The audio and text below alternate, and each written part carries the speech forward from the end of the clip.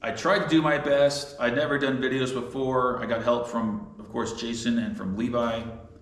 We just set up cameras throughout the garage and just turned them on, not knowing what it's going to look like, how it's going to come together. And believe it or not, we didn't sit down and start producing a video until this was done.